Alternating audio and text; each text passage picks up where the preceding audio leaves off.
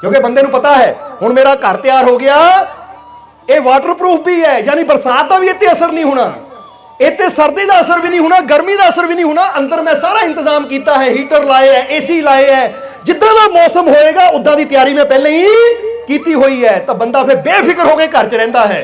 हुण जे मौसमां वास्ते घर की तैयारी कर सकते हैं तो अपने जीवन वास्ते अपनी तैयारी क्यों नहीं कर सकते, अपने आप को तैयार क्यों नहीं कर सकते कि मेरे जीवन में मुश्किल किसी वेले भी आ सकती है, पर मैं किसी भी मुश्किल तो डरना नहीं है, किसी भी मुश्किल तो घबराना नहीं है, किसी भी मुश्किल चो निराश नहीं होना, उदास नहीं होना, बल्कि विश्वास रखना है, भरोसा रखना है कि मेरा मालिक मेरे नाल है, वो हर जगह मेरी संभाल करेगा। जदों ये विश्वास इंसान का पूरा हो जाता है, यानी विश्वास पूरा होता अपने मालिक ते, तो फिर इंसान तैयार भी हो जाता है जीवन की हर मुश्किल का सामना करने वास्ते। इसलिए जरा चेक करो कि तुहाडे बर्तन छोटे हैं या बड़े।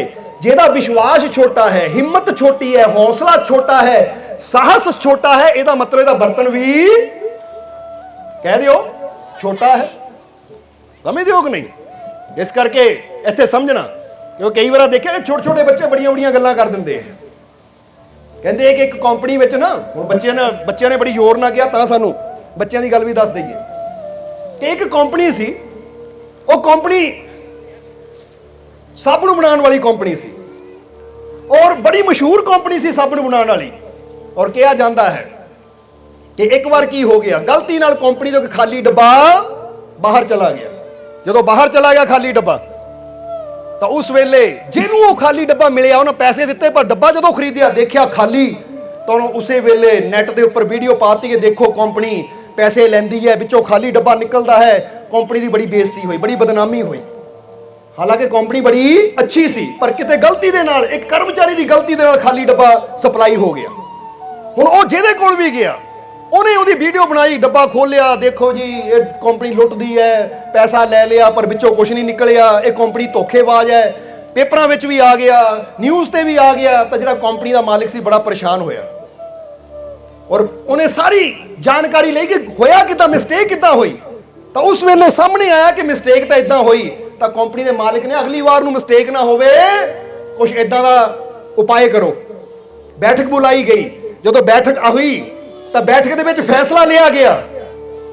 फैसला की लिया गया कि जो सारे डब्बे पैक हो जाते हैं तो लास्ट में गड्डियां च रखने तो पहला एक एक्सरे मशीन लगी, एक एक्सरे मशीन लाई जाए कि जिहदे विच दी डब्बे नूं गुजार के देखा जाए, और एक बंदा उत्थे बैठे और बैठ के चेक करे कि डब्बे दे अंदर, जिद्दां एयरपोर्ट के उपर लगी ना एक्सरे मशीन, पता लगता टैची दे विच की है, इदां ही चेक करे बंदा कि वाकई ये डब्बे च साबन है या खाली है। तो ये कंपनी के मालिक ने बहुत अच्छा सुझाव है, चलो ये दसो इत्थे खर्चा कितना का आएगा, यानी पूरी बेल्ट बनाने ते, क्योंकि बेल्ट भी बननी है, जिते डब्बे रख के जाने हैं, फिर अगे एक्सरे मशीन लगनी है, एक बंदा भी बिठाना है, इत्थे खर्चा कितना आएगा। तो उस वेले उन्होंने उस वेले के हिसाब नाल हिसाब लाया, कहते 2.5 करोड़ का खर्चा है। कितना? 2.5 करोड़ का खर्चा है। तो कंपनी के मालिक ने कहा इज्जत बड़ी है, कोई गल नहीं, दियो ऑर्डर दियो ताकि मशीन मंगाई जाए। हाले कंपनी का मालिक कह ही रहा कि उसका छोटा जिहा बेटा उत्थे बैठा सी, छोटा जिहा बेटा 12 साल की उम्र सी, वो भी अज बाप के कोल आ गया सी ऑफिस में। वो बच्चे ने जो सोचा कि बाप कह रहा 2.5 करोड़ की मशीन खरीद लो, कर दियो, तो बच्चा कहता पिता जी ये 2.5 करोड़ की मशीन काहदे वास्ते? कहता बेटा सुनिया नहीं, मीटिंग में तू भी बैठा सी, हालांकि बच्चा पर फिर भी बाप समझा रहा है कि इदा एक खाली डब्बा चला गया सी, हुण असीं एक एक्सरे मशीन ला रहे हैं कि उहदे च पता लग जाया करेगा कि साबुन है या डब्बा खाली है, ताकि दोबारा गलती ना हो। तो बेटे ने कहा इहदे वास्ते 2.5 करोड़ रुपया लाने की की लोड़ है? बाप कहता फिर बेटा तेरे को कोई आइडिया है, तू दस की करना है? कहता करना की है पिता जी, एक पटा तैयार करो, एक्सरे मशीन लैन की लोड़ नहीं, कोई बंदा बिठाने की लोड़ नहीं, एक हाई स्पीड तेज पखा ला दिओ, हुण सारे डब्बे जो जाएंगे, जो खाली होएगा आप ही उड़ जाएगा पखे नाल, बाकी अगे निकल जाएंगे। 2.5 करोड़ लाने की की लोड़ है? 10,000 का पखा लिया के ला दिओ। वो बाप सुन के हैरान रह गया, कहता कमाल की गल है, मेरे बड़े बड़े इंजीनियर नहीं सोच पाए बेटा, तू 12 साल की उम्र च ज्ञान दे दिता, ये तेनों कित्थों आया? कहता मैं भी घर च ना पखे मोरे कई चीज़ां इदां उड़ांदा हुंदा, जिद्दां बच्चे कई बार ना कागज उड़ाते होंगे, उड़ के दूर जाते, इसलिए कदी कहते बच्चे भी बच्चा ना समझो, जिथों ज्ञान की गल मिले लै लो। बंदा कहता लै मेरी इन्नी उम्र, इन्ने इंजीनियर, इदा है। पर जिथे जिहड़ी चीज, ताही एक गल कहांगे तुहानू, एक नोट कर लियो कि जो करने में, क्योंकि इत्थे हिंदी च कह दिए थोड़ा जिहा, समझते हो कि नहीं, जो करने में आपका भला हो वो जरूर करो, फिर चाहे मन माने या ना माने। कि जिहड़ा काम करन च तुहाडा भला होवे ना उहनूं करो जरूर, चाहे मन मन्ने या ना मन्ने। क्योंकि मन ने तो मनना ही नहीं कभी चंगे कामां नूं। हुण पता एक्सरसाइज करना मेरे वास्ते भलाई दा काम है, पर मन ने कहना नहीं रेस्ट कर, छड्ड छड्ड की सैर करनी है, छड्ड की एक्सरसाइज करनी है, छड्ड की योगा। हुण मन नूं पता है कि मैं हरियां सब्जियां खाऊंगा, साग सलाद खाऊंगा तो मेरे वास्ते फायदेमंद है, पर मन ने कहना लै हरियां सब्जियां खाइए, मैंने तो समोसा चाहिए, भटूरे चाहिए, छोले चाहिए, रसमलाई चाहिए, ਲੱਡੂ ਚਾਹੀਦੇ, बेसन ਚਾਹੀਦਾ है। बोलो इदा ਹੁੰਦੀ है कि नहीं। ਹੁਣ ਜਿਹੜਾ ਸਮਝਦਾਰ ਇਨਸਾਨ ਹੁੰਦਾ ਨਾ, ਉਹ ਕਹਿੰਦਾ ਜੋ ਕੰਮ ਕਰਨ ਚ ਮੇਰਾ ਭਲਾ ਹੈ ਮੈਂ ਉਹ ਕਰਨਾ ਹੈ, ਫਿਰ ਚਾਹੇ ਮੇਰਾ ਮਨ ਮੰਨੇ ਜਾਂ ਨਾ ਮੰਨੇ। ਜੇ ਜ਼ਬਰਦਸਤੀ ਵੀ ਮਨਾਣਾ ਪਿਆ ਤਾਂ ਮੈਂ ਮਨਾਣਾ ਹੈ, ਮੈਂ ਕਰਨਾ ਹੈ, ਕਿਉਂਕਿ ਇਹ ਚ ਮੇਰਾ ਭਲਾ ਹੈ। ਹੁਣ ਸਿਮਰਨ ਕਰਨ ਚ ਇਨਸਾਨ ਦਾ ਭਲਾ ਹੈ, ਮੈਡੀਟੇਸ਼ਨ ਕਰਨ ਚ ਇਨਸਾਨ ਦਾ ਭਲਾ ਹੈ। ਕਿਉਂਕਿ ਅਸੀਂ ਇੱਕ ਚੀਜ਼ ਦੇਖੀ ਹੈ ਕਿ ਕਸਰਤ ਕਰਨ ਦੇ ਨਾਲ ਜੋ ਫਾਇਦਾ ਇਹ ਸਰੀਰ ਨੂੰ ਹੁੰਦਾ ਹੈ, ਇਹ ਜਿਸਮ ਨੂੰ ਹੁੰਦਾ ਹੈ। कसरत करन नाल यानी एक्सरसाइज करन दे नाल जो फायदा ये शरीर नूं हुंदा है, सत्संग विच आण नाल, प्रार्थना करन दे नाल ओही फायदा मन नूं, और ध्यान करन नाल ओही फायदा आत्मा नूं भी हुंदा है। क्योंकि समझ लो जिद्दां शरीर वास्ते कसरत जरूरी है, कसरत समझदे हो ना तुसीं, एक्सरसाइज चाहे वो किसी भी रूप च होवे, चाहे कोई सवेरे सैर करे, रनिंग करे, योगिंग करे, चाहे जिम जाके एक्सरसाइज करे, चाहे घर च योगा करे, ये एक्सरसाइज है। ਹੁਣ ਐਕਸਰਸਾਈਜ਼ ਨਾਲ ਕੀ ਹੁੰਦਾ ਹੈ, ਜਵਾਬ ਦਿਓ ਸਾਨੂੰ। ਜਿਹੜਾ ਬੰਦਾ ਰੋਜ਼ ਐਕਸਰਸਾਈਜ਼ ਕਰਦਾ ਹੈ ਕੀ ਹੁੰਦਾ ਹੈ? ਐਕਸਰਸਾਈਜ਼ ਨਾਲ ਸਾਡਾ ਸਰੀਰ ਮਜ਼ਬੂਤ ਹੁੰਦਾ ਹੈ, ਸਾਡੀ ਤਾਕਤ ਵੱਧਦੀ ਹੈ। ਬੋਲੋ ਵੱਧਦੀ ਹੈ ਕਿ ਨਹੀਂ? ਤਾਂ ਹੀ ਤਾਂ ਨਾਰਮਲ ਬੰਦਾ ਜੇ 50 ਕਿਲੋ ਵਜਨ ਨਹੀਂ ਚੱਕ ਸਕਦਾ, ਅਗਰ ਉਹ ਜਿਮ ਵਿੱਚ ਜਾ ਕੇ weight ਚੱਕਣਾ ਸ਼ੁਰੂ ਕਰ ਦੇਵੇ, ਐਕਸਰਸਾਈਜ਼ ਕਰਨੀ ਸ਼ੁਰੂ ਕਰ ਦੇਵੇ, ਤਾਂ ਕੁਝ ਮਹੀਨਿਆਂ 'ਚ 50 ਕਿਲੋ ਤਾਂ ਕੀ 80 ਕਿਲੋ ਵੀ ਚੱਕ ਲਏਗਾ, ਕੁਆਂਟਲ ਵੀ ਚੱਕ ਲਏਗਾ। ਕਿਉਂਕਿ ਸਟਰੈਂਥ ਵੱਧਦੀ ਹੈ, ਮਜ਼ਬੂਤੀ ਵੱਧਦੀ ਹੈ। एक्सरसाइज करना साडे शरीर की क्षमता बढ़ती है, ताकत बढ़ती है। हुण जिहड़ा एक्सरसाइज दे नाल शरीर नूं फायदा हुंदा है कि शरीर तंदुरुस्त हुंदा है, इहदी ताकत बढ़ती है। इसी तरह सत्संग च जाके प्रार्थना करन दे नाल, अपने रब नूं याद करन दे नाल साडे मन की स्ट्रेंथ बढ़ती है, साडे मन दीयां शक्तियां वधदियां है, साडा मन ते कंट्रोल वधदा है। की वधदा है? मन ते कंट्रोल। फिर माड़ी माड़ी गल ते सानूं गुस्सा नहीं आंदा, फिर साडा ये बर्तन बड़ा होना। जिद्दां बंदा कहता एक्सरसाइज करन नाल ताकत बड़ी होनी शुरू हो गई, मेरे मसल बड़े होने शुरू हो गए। क्योंकि इसने देखो ना पतलियां पतलियां बाहां होंदियां है, एक्सरसाइज करता तो मसल बनने शुरू हो जाते, हुण तगड़ा हो गया, मसल बन गए तेरे। समझदे हो कि नहीं?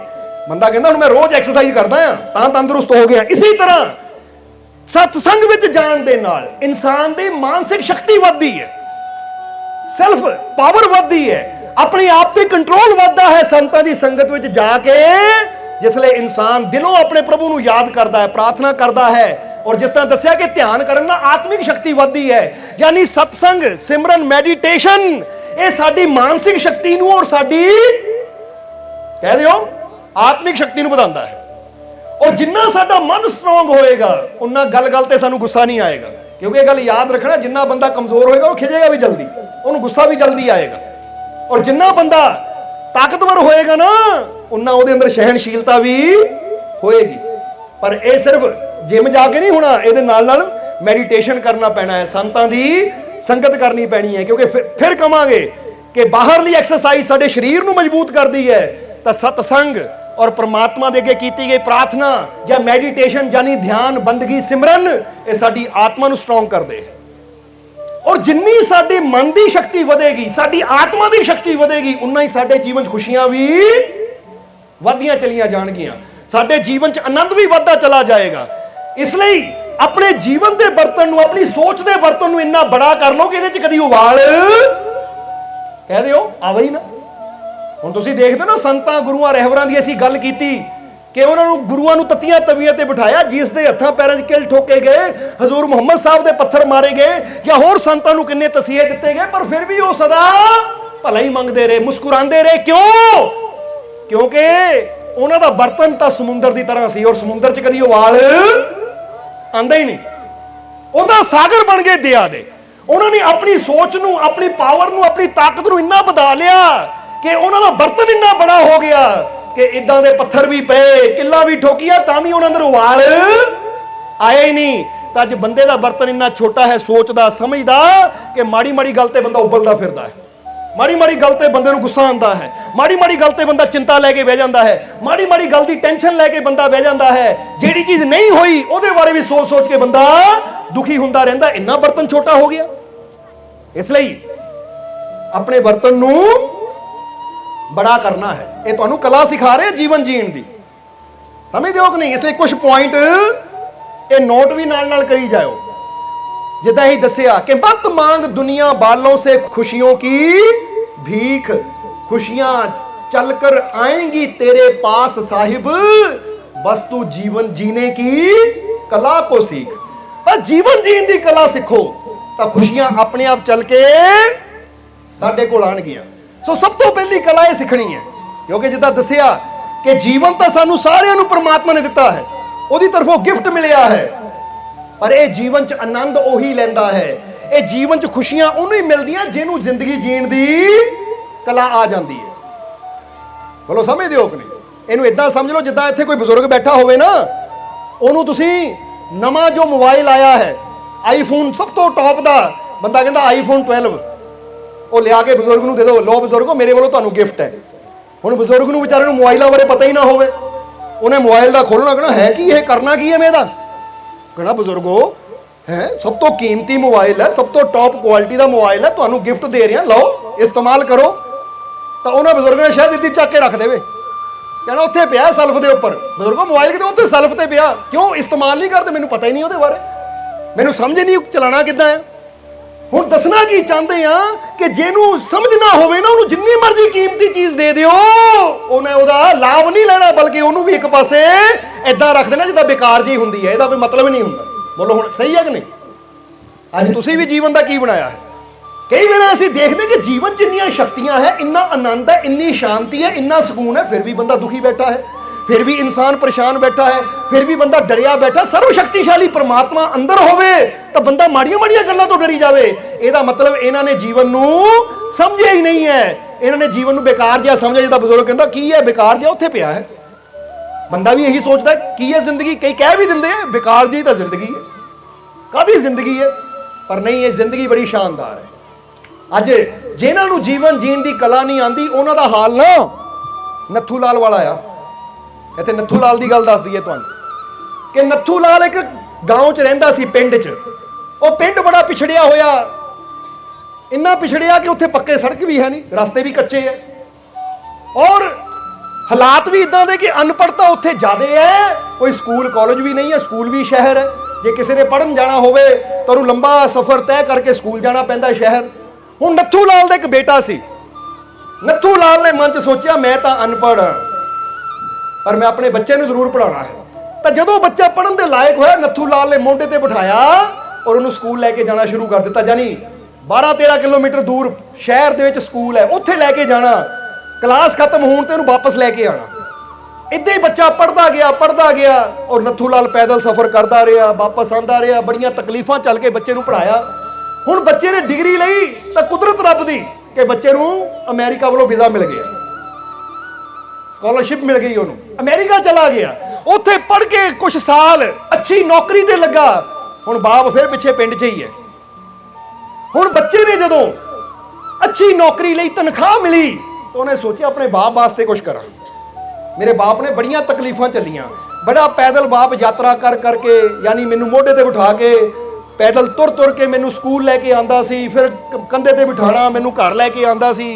ते किन्नियां बाप ने तकलीफां चलियां। हुण मैनू इत्थे तक पहुंचाया है मेरे बाप की मेहनत ना, तो मेरा फर्ज अपने बाप के खातर कुछ करा। हुण उत्थे चंगी नौकरी मिल गई, चंगी तनख्वाह सी, तो उन्हें अमेरिका तो ही एक ना गड्डी वाले नूं फोन किया, कंपनी वाले नूं फोन किया, जिन्हां दी गड्डी दी यानी शोरूम सी गड्डियां दा। और ये कहानी सिर्फ सानूं समझाउण वास्ते बनाई गई, क्योंकि सच्ची घटना नहीं है, क्योंकि कुछ चीज़ां हुंदियां सिर्फ सानूं ज्ञान देण वास्ते बनाईयां जांदियां है। उन्हें कंपनी वाले नूं फोन किया, कंपनी वाले ने जदों फोन सुनिया, हाँ जी दसो, तो नत्थू लाल ने कहा तुहाडे कोल आ जिहड़ी सब तो टॉप की गड्डी है ना, ਮਰਸੀਡੀਜ਼ ਦੀ ਫੋਨ ਕੀਤਾ ਉਹਨੇ, ਕਿਉਂਕਿ ਦੇਖਿਆ ਇਹ ਗੱਡੀ ਟੌਪ ਦੀ ਹੈ, ਕਿ ਸਭ ਤੋਂ ਟੌਪ ਮਾਡਲ ਆ ਮੇਰੇ ਘਰ ਦਾ ਐਡਰੈਸ ਆ ਔਰ ਜਾ ਕੇ ਉਸ ਘਰ ਡਿਲੀਵਰ ਕਰ ਦਿਓ। ਹੁਣ ਕੰਪਨੀ ਵਾਲੇ ਨੂੰ ਪੈਸਾ ਚਾਹੀਦਾ ਸੀ, ਉਹਨਾਂ ਪੈਸਾ ਟ੍ਰਾਂਸਫਰ ਕਰ ਦਿੱਤਾ।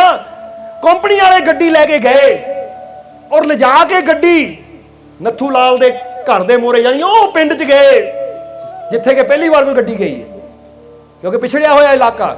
ਜਦੋਂ ਘਰ ਦੇ ਮੂਹਰੇ ਗੱਡੀ ਖੜੀ ਕੀਤੀ, ਲੱਖਾਂ ਦੀ ਗੱਡੀ, ਕਰੋੜਾਂ ਦੀ ਗੱਡੀ ਉਹਦੇ ਘਰ ਦੇ ਮੂਹਰੇ ਆਈ, ਤਾਂ ਨੱਥੂ ਲਾਲ ਬਾਹਰ ਆਇਆ। ਹਾਂਜੀ ਦੱਸੋ। ਕਹਿੰਦੇ ਜੀ ਆ ਤੁਹਾਡੇ ਬੇਟੇ ਨੇ ਇੱਕ ਚਿੱਠੀ ਭੇਜੀ ਹੈ, ਕਿਉਂਕਿ ਉਸ ਵੇਲੇ ਉੱਥੇ ਈਮੇਲ ਵੀ ਹੈ ਨਹੀਂ ਸੀ, ਜਾਂ ਕੋਈ ਇੱਦਾਂ ਦਾ ਸਾਧਨ ਵੀ ਨਹੀਂ ਸੀ ਕਿ ਫੋਨ ਵੀ ਸੀ ਕਿ ਬੰਦਾ ਫੋਨ ਕਰੇ, ਕਿਉਂਕਿ ਪਿਛੜਿਆ ਹੋਇਆ ਇਲਾਕਾ ਸੀ।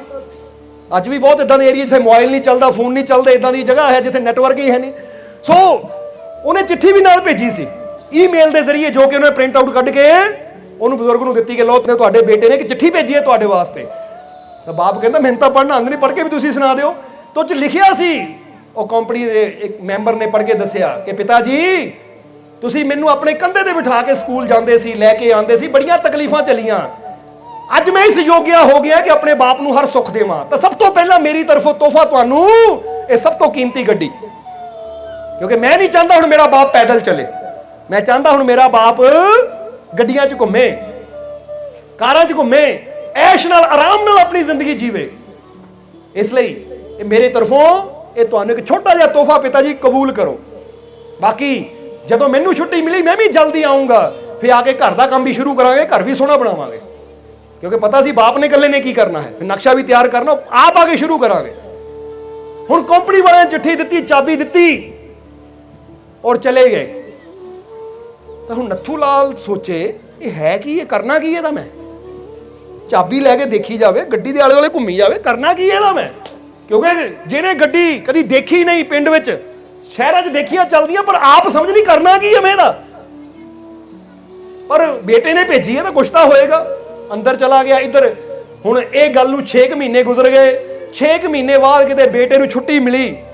ਬੇਟਾ 6 ਮਹੀਨੇ ਬਾਅਦ ਛੁੱਟੀ ਲੈ ਕੇ ਘਰ ਵਾਪਸ ਆਇਆ ਔਰ ਬੜਾ ਖੁਸ਼ ਸੀ ਕਿ ਜਦੋਂ ਘਰ ਜਾਊਂਗਾ ਤਾਂ ਮੇਰਾ ਬਾਪ ਮਰਸੀਡੀਜ਼ ਘੁੰਮਦਾ ਹੋਏਗਾ, ਐਨ ਵਧੀਆ ਗੱਡੀ 'ਚ ਘੁੰਮਦਾ ਹੋਏਗਾ, ਮਜ਼ਾ ਆ ਜਾਏਗਾ ਦੇਖ ਕੇ।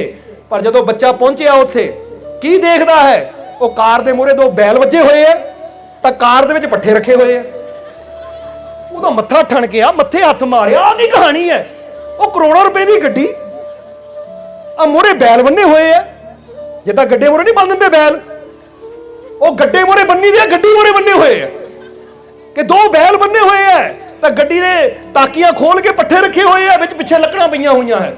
ਉਹ ਬੇਟੇ ਦਾ ਮੱਥਾ ਠਣ ਗਿਆ, ਕਮਾਲ ਦੀ ਗੱਲ ਹੈ, ਕਿੰਨੇ ਕਰੋੜ ਦੀ ਗੱਡੀ, ਆ ਹਾਲ ਕੀ ਬਣਾਤੇ, ਇਹਦਾ ਬੈਲ ਮੂਹਰੇ ਇਹਨੂੰ ਬੰਨੇ ਹੋਏ ਆ, ਪਿੱਛੇ ਪੱਠੇ ਰੱਖੇ ਆ, ਲੱਕੜਾਂ ਰੱਖੀਆਂ, ਕੀਤਾ ਕੀ ਮੇਰੇ ਪਿਤਾ ਨੇ। ਆਵਾਜ਼ ਮਾਰੀ, ਪਿਤਾ ਵੀ ਬਾਹਰ ਆਇਆ ਦੌੜ ਕੇ, ਪਿਤਾ ਬੇਟਾ ਆ ਗਿਆ, ਆ ਗਿਆ। ਗੱਲ ਨਾ ਲਾ ਲਿਆ ਬਾਪ ਨੇ ਆਪਣੇ ਬੇਟੇ ਨੂੰ, ਕਿੰਨੇ ਸਾਲਾਂ ਬਾਅਦ ਤੈਨੂੰ ਦੇਖ ਰਿਹਾ, ਬੜਾ ਦਿਲ ਖੁਸ਼ ਹੋਇਆ। ਉਹ ਬੇਟਾ ਕਹਿੰਦਾ ਪਿਤਾ ਜੀ ਉਹ ਤਾਂ ਠੀਕ ਹੈ, ਮੈਂ ਆ ਗਿਆ, ਪਰ ਆ ਗੱਡੀ ਦਾ ਕੀ ਬਣਾਇਆ ਤੁਸੀਂ? ਕਹਿੰਦਾ ਬਣਾਉਣਾ ਕੀ ਹੈ, ਜਿਹੜੇ ਕੰਮ ਦੀ ਉਹੀ ਬਣਾਇਆ। ਕਹਿੰਦਾ ਜੀ ਇਹ ਕੰਮ ਦੀ ਹੈ, ਕੀ ਮਤਲਬ? ਉਹ ਕਹਿੰਦੇ ਮਤਲਬ ਕਿ ਜਦੋਂ ਤੂੰ ਭੇਜੀ ਮੈਨੂੰ ਤਾਂ ਸਮਝ ਨਾ ਵੀ ਕਰਨਾ ਕੀ ਹੈ। ਫਿਰ ਮੈਂ ਸਲਾਹ ਲਈ ਆਂਡੀਆਂ ਗੁਆਂਢੀਆਂ ਤੋਂ, ਉਹ ਕਹਿੰਦੇ 4 ਟਾਇਰ ਹੈ, ਲੱਗਦਾ ਗੱਡਾ ਆ, ਪਰ ਤੁਰਨਾ ਕਿੱਦਾਂ ਇਹ? ਫਿਰ ਉਹਨਾਂ ਨੇ ਬੈਲ ਲਿਆਂਦੇ, ਬੈਲ ਮੂਹਰੇ ਰੱਸੀ ਨਾਲ ਬੰਨੇ, ਔਰ ਜਦੋਂ ਬੈਲਾਂ ਨੂੰ ਹੱਕਿਆ, ਪਰ ਬੇਟਾ ਬੈਲਾਂ ਦਾ ਵੀ ਬੜਾ ਜ਼ੋਰ ਲੱਗਦਾ ਤੁਰਨ ਵਿੱਚ, ਇੰਨਾ ਚੰਗਾ ਤਾਂ ਲੱਕੜ ਦਾ ਗੱਡਾ ਨਹੀਂ ਵਧੀਆ ਹੈ। ਉਹ ਬੇਟਾ ਕਹਿੰਦਾ ਪਿਤਾ ਜੀ ਕਮਾਲ ਦੀ ਗੱਲ ਹੈ, ਇਹਨੂੰ ਤੋਰਨ ਵਾਸਤੇ ਬੈਲਾਂ ਦੀ ਲੋੜ ਕੀ ਹੈ, ਇਹਨੂੰ ਤੋਰਨ ਵਾਸਤੇ ਬੋਲਦਾਂ ਦੀ ਜ਼ਰੂਰਤ ਕੀ ਹੈ?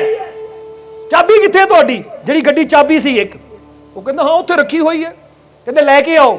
ਉਹ ਲੈ ਕੇ ਆਇਆ, ਤਾਂ ਬੇਟੇ ਨੇ ਚਾਬੀ ਫੜੀ, ਕਹਿੰਦਾ ਹੁਣ ਪਤਾ ਨਹੀਂ ਸਟਾਰਟ ਵੀ ਹੋਣੀ ਹੈ ਜਾਂ ਨਹੀਂ ਹੋਣੀ, ਕਿਉਂਕਿ ਹਾਲ ਹੀ ਇਹਦਾ ਕੀਤਾ ਹੋਇਆ, ਗੋਬਰ ਨਾਲ ਲਿਬੜੀ ਹੋਈ ਹੈ, ਅੰਦਰ ਖਲਾਰਾ ਪਿਆ, ਪੱਠਿਆਂ ਦਾ ਸੀਟ ਸੂਟ ਸਾਫ਼ ਕੀਤੀ, ਪੱਠੇ ਕਢਾਏ, ਪਰ ਫਿਰ ਵੀ ਅੱਛੀ ਕੰਪਨੀ ਦੀ ਹੋਣ ਕਰਕੇ ਜਦੋਂ ਬੈਠ ਕੇ ਸਲਮ ਮਾਰੀ ਤਾਂ ਗੱਡੀ ਹੌਲੀ ਹੌਲੀ ਸਟਾਰਟ ਹੋ ਗਈ।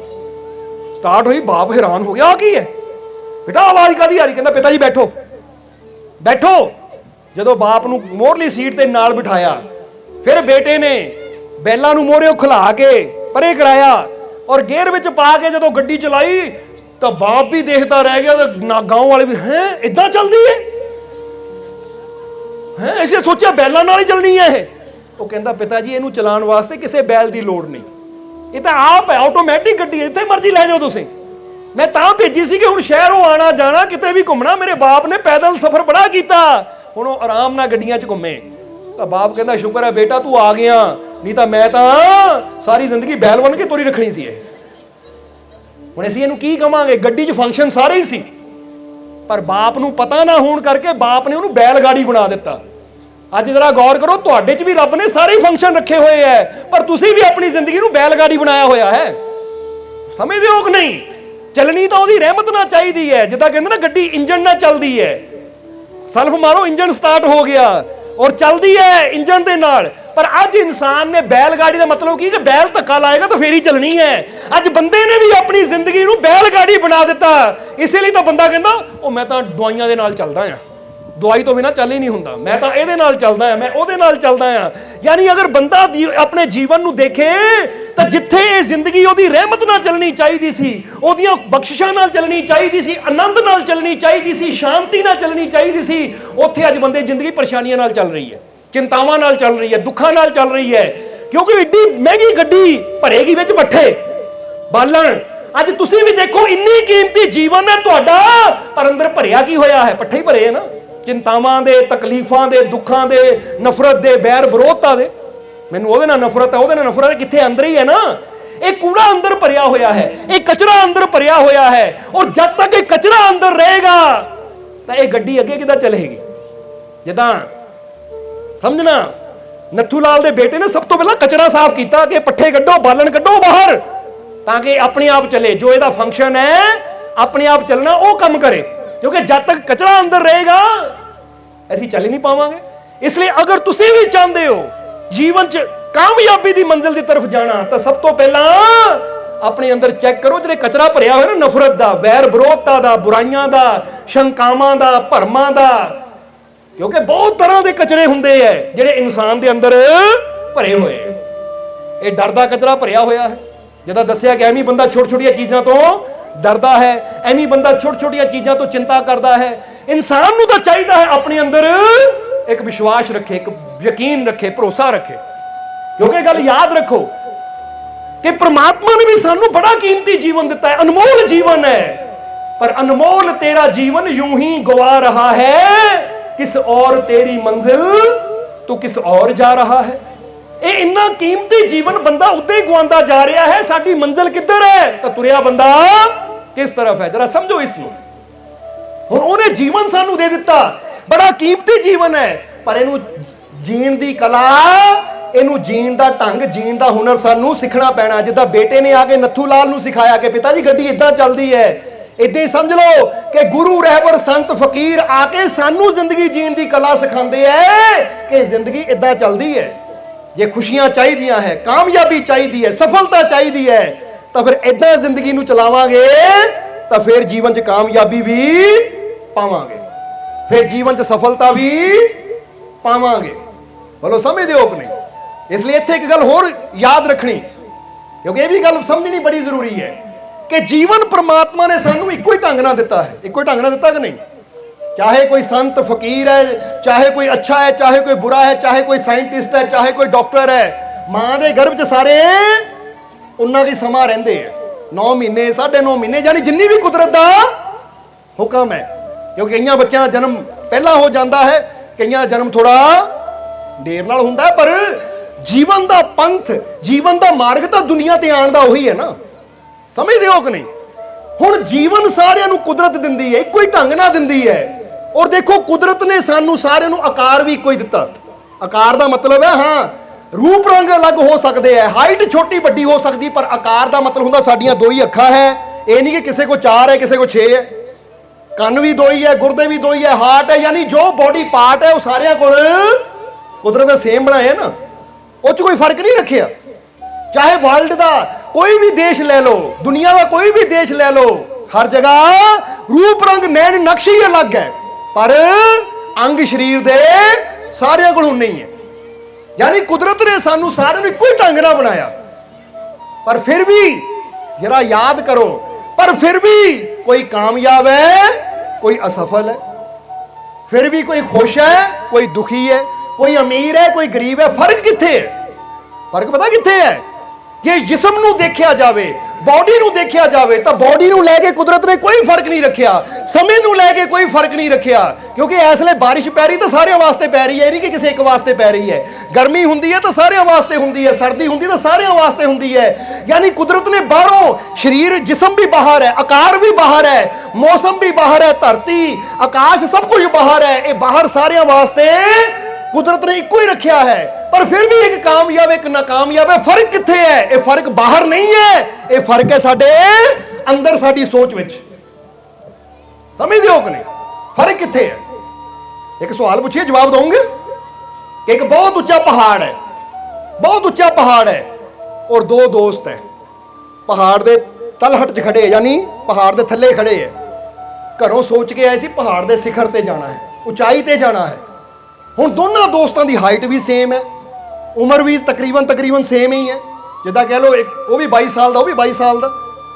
ਹੁਣ ਦੇਖਣ ਨੂੰ ਵੀ ਦੋਨੇ ਇੱਕੋ ਜਿਹੇ ਹੈ। ਪਰ ਹੁਣ ਜਦੋਂ ਪਹਾੜ ਦੇ ਕੋਲ ਪਹੁੰਚੇ ਤਾਂ ਇੱਕ ਦੋਸਤ ਨੇ ਦੇਖਿਆ, ਓਹੋ ਪਹਾੜ ਬੜਾ ਉੱਚਾ ਹੈ ਯਾਰ, ਹੈ ਬੜਾ ਉੱਚਾ, ਬੜਾ ਮੁਸ਼ਕਿਲ ਹੈ ਚੜ੍ਹਨਾ। ਕਿਤੇ ਚੜ੍ਹਦੇ ਚੜ੍ਹਦੇ ਪੈਰ ਫਿਸਲਿਆ, ਗਿਰ ਕੇ ਮਰ ਜਾਵਾਂਗੇ, ਇਸ ਲਈ ਭਾਈ ਮੈਂ ਤਾਂ ਨਹੀਂ ਜਾਂਦਾ। ਦੂਰੋਂ ਤਾਂ ਲੱਗਦਾ ਸੀ ਸੌਖਾ, ਪਰ ਲਾਗੇ ਆ ਕੇ ਪਤਾ ਲੱਗਾ ਕਿੰਨੀ ਔਖੀ ਚੜ੍ਹਾਈ ਹੈ। ਸੋ ਭਾਈ ਮੈਂ ਨਹੀਂ ਜਾਣਾ, ਇਸ ਲਈ ਚੱਲ ਚਲੀਏ ਵਾਪਸ ਘਰ ਨੂੰ। ਤਾਂ ਦੂਜੇ ਨੇ ਕਿਹਾ ਹੁਣ ਆ ਗਏ ਆ ਤਾਂ ਸਿਖਰ ਤੇ ਜਾਏ ਬਿਨਾ ਮੈਂ ਵੀ ਨਹੀਂ ਮੁੜਨਾ, ਤੂੰ ਜਾਣਾ ਤਾਂ ਚੱਲ, ਨਹੀਂ ਤਾਂ ਮੈਂ ਚੱਲਾਂ। ਹੁਣ ਕਹਿ ਕੇ ਦੂਜੇ ਨੇ ਕਦਮ ਵਧਾਇਆ ਔਰ ਚੜਨਾ ਸ਼ੁਰੂ ਕਰ ਦਿੱਤਾ। ਔਰ ਇੱਕ ਥੱਲੇ ਹੀ, ਉਹ ਆ ਜਾ ਗਿਰ ਨਾ ਜਾਈ, ਬਹੁਤ ਔਖਾ ਹੈ। ਉਹ ਥੱਲੇ ਹੀ ਖੜਾ ਹੈ, ਦੂਜਾ ਹੌਲੀ ਹੌਲੀ ਚੜ ਰਿਹਾ ਹੈ। ਜਦੋਂ ਚੜਦੇ ਚੜਦੇ ਅੱਧ 'ਚ ਪਹੁੰਚਿਆ ਤਾਂ ਸੋਚਣ ਲੱਗਾ, ਕਹਿੰਦਾ ਇੰਨਾ ਔਖਾ ਵੀ ਨਹੀਂ ਹੈ ਜਿੰਨਾ ਔਖਾ ਲੱਗ ਰਿਹਾ ਹੈ। ਜਦੋਂ ਥੱਲੇ ਸੀ ਤਾਂ ਔਖਾ ਲੱਗਦਾ ਸੀ, ਪਰ ਜਿੱਦਾਂ ਚੜਨਾ ਸ਼ੁਰੂ ਕੀਤਾ ਤਾਂ ਬੜਾ ਆਸਾਨਦਾਇਕ ਹੈ, ਆਸਾਨ ਹੈ ਔਰ ਆਨੰਦਦਾਇਕ ਹੈ। ਸੌਖਾ ਵੀ ਹੈ ਔਰ ਆਨੰਦ ਵੀ ਆ ਰਿਹਾ ਚੜਨ ਦਾ।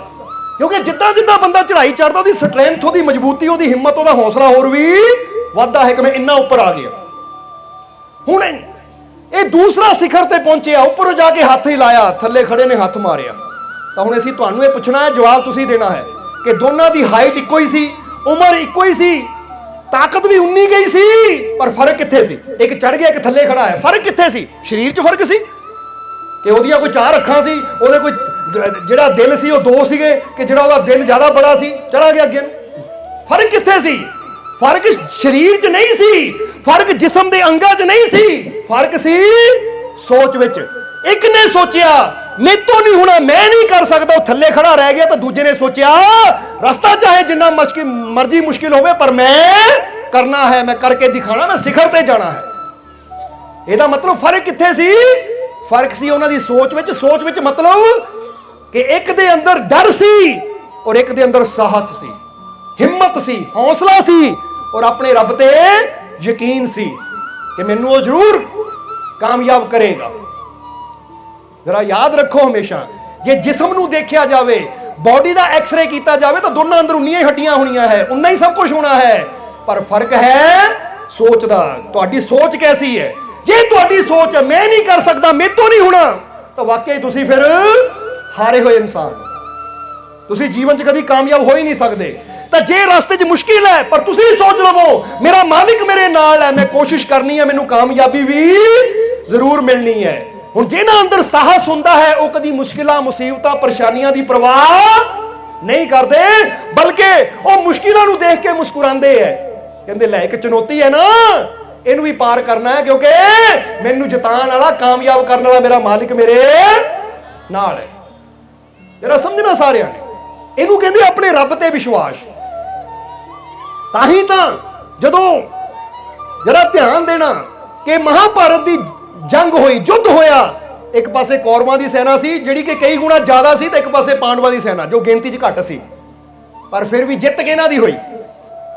ਜਰਾ ਗੌਰ ਕਰਨਾ, ਸਾਰਾ ਇਤਿਹਾਸ ਜਾਣਦਾ ਕਿ ਜਿੱਤ ਪਾਂਡਵਾਂ ਦੀ ਹੋਈ, ਕਿਉਂਕਿ ਉਹਨਾਂ ਨੂੰ ਆਪਣੇ ਰੱਬ ਤੇ ਵਿਸ਼ਵਾਸ ਸੀ ਕਿ ਸਾਡੇ ਨਾਲ ਸ਼੍ਰੀ ਕ੍ਰਿਸ਼ਨ ਹੈ ਤਾਂ ਸਾਨੂੰ ਜਿੱਤ ਜ਼ਰੂਰ ਮਿਲੇਗੀ।